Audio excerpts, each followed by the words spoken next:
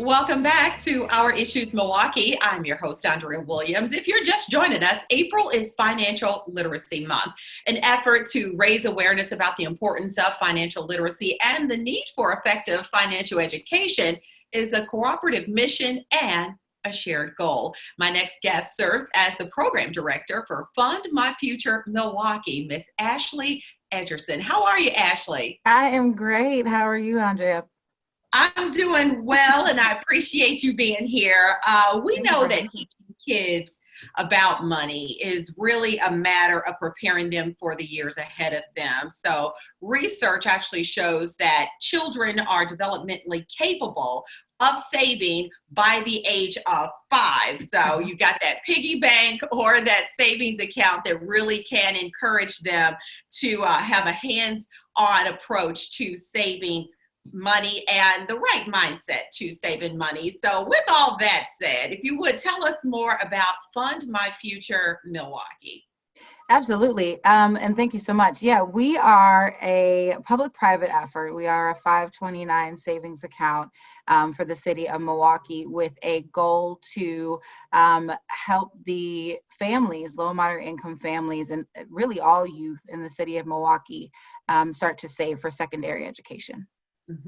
And so important, especially when we talk about the cost of going to college these days. You know, you have parents who are almost shell shocked at, looking at the price tag of sending a child to college. So this really is an opportunity to start as early as kindergarten to start putting some money away. And, the amount of money I'm guessing varies. So if you would kind of give us more of an understanding of the goal with Fund My Future. Sure. So we have two main goals. And the first goal is to increase economic stability, right? Like we know most recently with the pandemic, we really want to show families that being prepared for things like, emergency funds or even secondary education. And then in most cases, as you mentioned, my kids are 5 years old, but they're typically one of multiple children in the household. And so being prepared and having that stability is key for us. The other mission for us is to that college bound identity, really get those kids starting back to thinking about what their plans are post, that K through 12 education.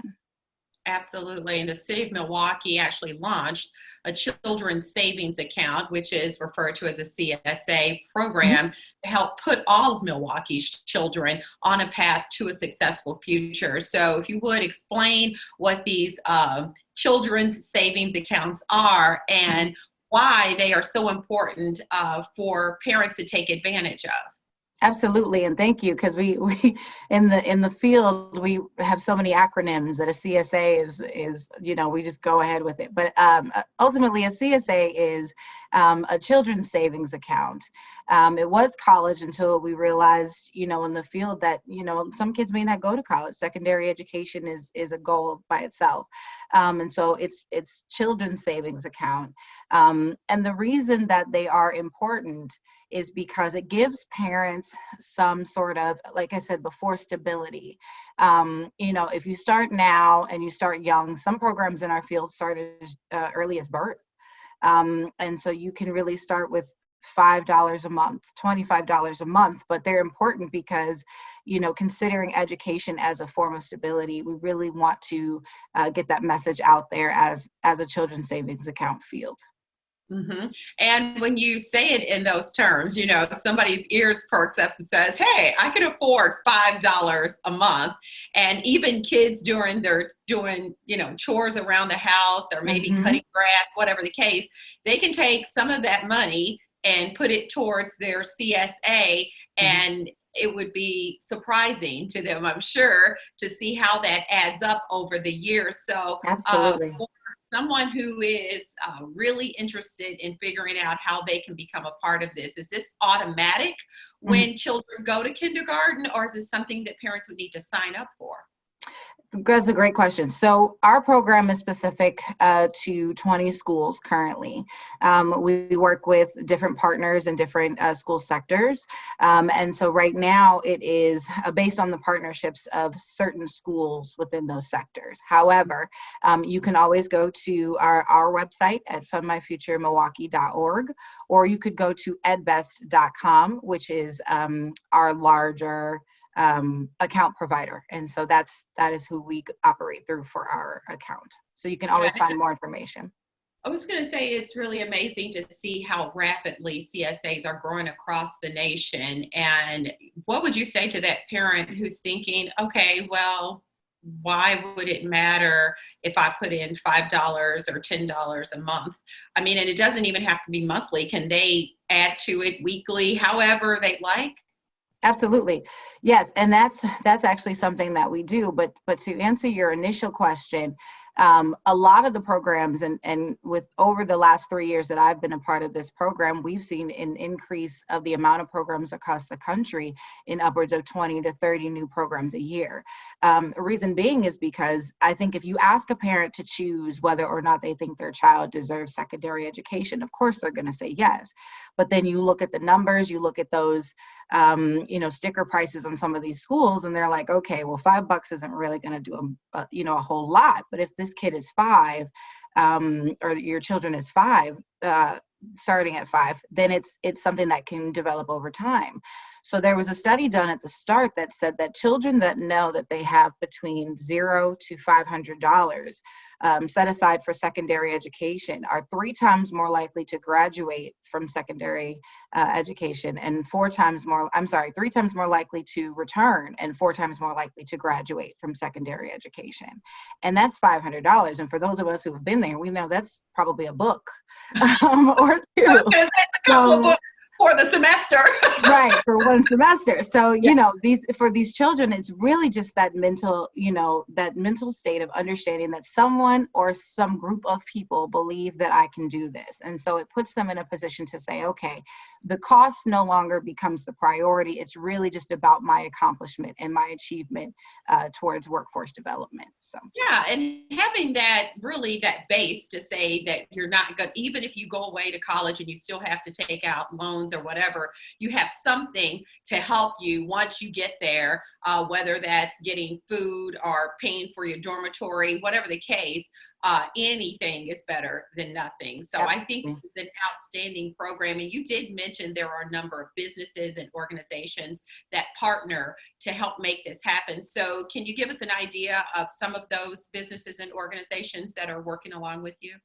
Absolutely. We're lucky in that we are first and foremost one of the few. I think there's a handful of us programs in the country that have mayoral support, and so of course the support of our mayor was tremendous. But we have a large amount of donors and partnerships throughout the city. We work with Employ Milwaukee on several occasions. We work with United Way of Greater Milwaukee and Waukesha County, and we work with some financial institutions.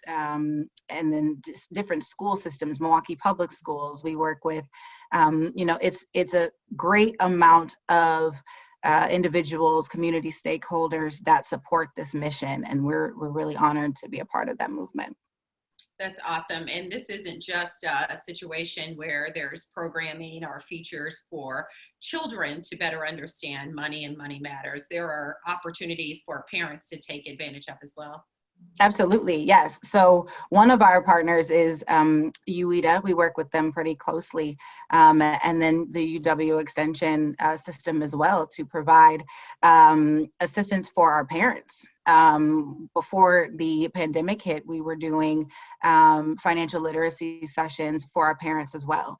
And so that became a priority in that we can expect them to save, however small, for their students, but then overall, the concept of saving is necessary. And so when we look at the term stability, it's the overall health financially that we want to focus on.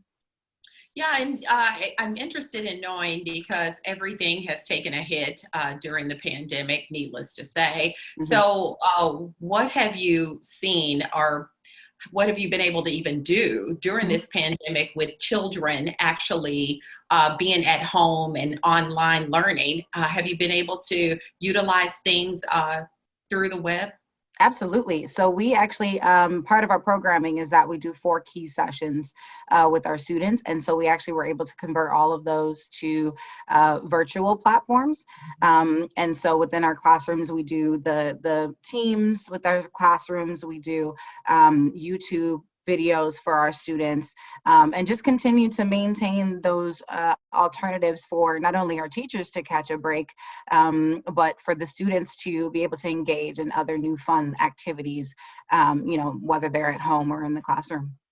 Yeah, and so I know that a lot of people are excited to get the kids back into the classroom, and this would be one of those things where you guys can, get back into the group of things as well and reach those students in the classroom and teaching them money matters and why it's so important to save some of your money and maybe not spend it all on a video game. Absolutely, absolutely. So One less I coffee. really, yeah, exactly.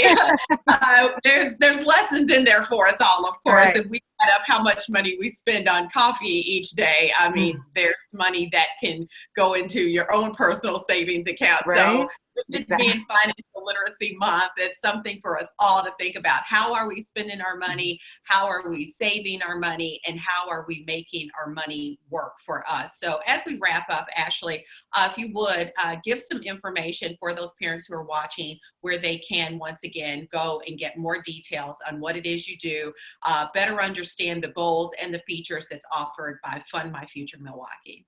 Absolutely. Yep. So we do have a website. It's fundmyfuturemke.org. But in addition to that, we do have, we're actually pretty active on our social media. So we do have a Facebook as well. So you can see some of the things that we've done in the community.